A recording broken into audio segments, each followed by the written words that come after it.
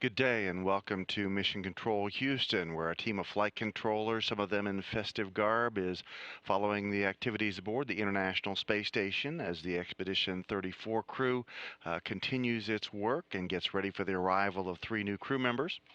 Today, the crew is working on a variety of different research and maintenance tasks, and also, of course, anticipating the arrival of Tom Marshburn, Chris Hadfield, and Roman Romanenko for a little pre-holiday party. Ford had a training session today on how to catch the fish that are part of the JAXA Medaka experiment. This is an osteoclast experiment that uses the bones of these tiny fish to determine how microgravity stays affect the human skeletal system.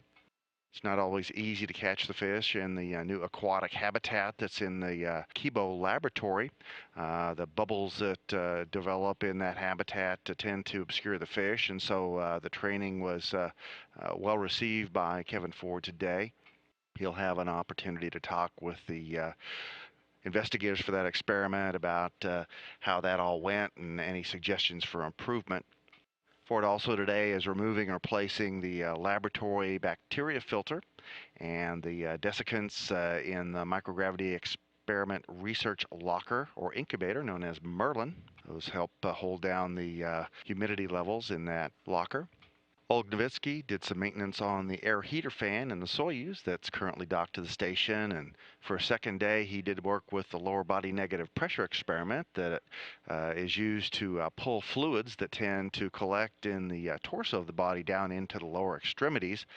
In microgravity, your fluids tend to pull up into your torso because there's no gravity pulling them down into the feet and leg area, and this lower body negative pressure experiment looks at whether some forced change in the distribution of bodily fluids can help astronauts better respond to the return to one gravity on Earth when they come home after 4 to 6 months on orbit. Yevgeny Tarelkin is doing some routine maintenance on the Electron system, that's the Russian oxygen generating system, as well as some emergency valves in the Russian segment of the space station.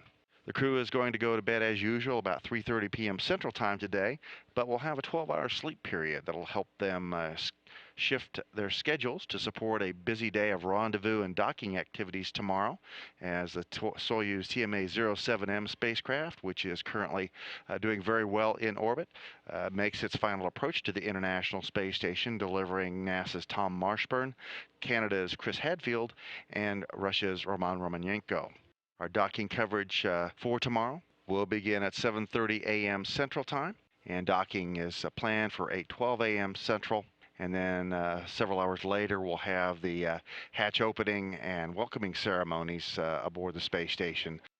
A reminder that during the holiday periods, you can send a special greeting to the crew on board the space station.